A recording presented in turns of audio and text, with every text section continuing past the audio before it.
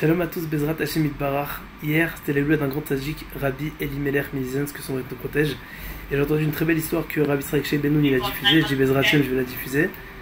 Et que chacun la diffuse si Dieu veut, comme ça on continue la chaîne et la belle mitzvah de diffuser la Torah de Dosha. Il y avait ce tzaddik, Rabbi Elimelech. Il y a une personne qui était très riche. Que Dieu préserve, il a son enfant, il a commencé à devenir un peu fou, il commence à dire des choses qui étaient complètement illogiques, etc. Donc c'était une personne qui était très riche. Et donc comme ce fils est devenu un peu fou, son shamash, entre guillemets, son aide, son assistant, il est venu voir, il lui a dit écoute, il y a un grand tzaddik qui s'appelle Rabbi Elimelech, il habite à Lizensk, vas-y, tout ce qu'il dit de faire, fais.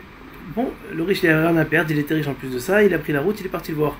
Sur la route, il croise un pauvre, et là d'un coup son fils, ça faisait un certain temps qu'il parlait plus, ou disait que des choses illogiques, et il dit papa, donne un tzedaka à ce pauvre. Alors le père il est choqué que son fils qui reprend entre guillemets des paroles sensées, il vient et donne un tzedaka au pauvre.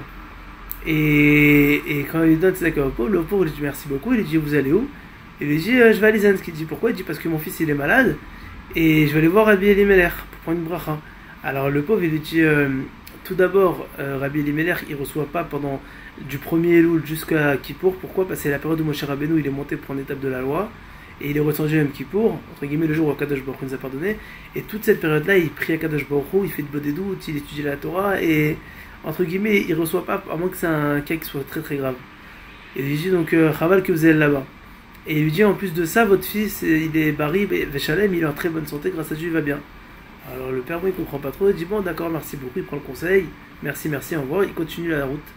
Quand ils arrivent à Lizensk, ils arrivent, donc ils voient le shamash, donc l'aide de Rabbi Elimelech, et il dit donc le shamash à Rabbi Elimelech, il y a quelqu'un qui c'est important, ils sont venus de loin, etc.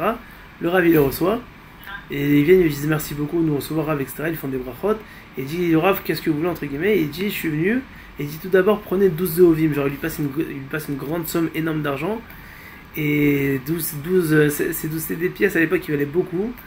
Et là, Rabbi Elimelech, il dit déjà, premièrement, votre enfant, il n'a pas besoin d'être guéri, il est déjà guéri, il est nickel, il est en pleine bonne santé, Baruch Hashem. Et du deuxième chose, il dit à Eliezer, vous de 12 pièces, mais à Eliyahu vous n'avez qu'une petite pièce.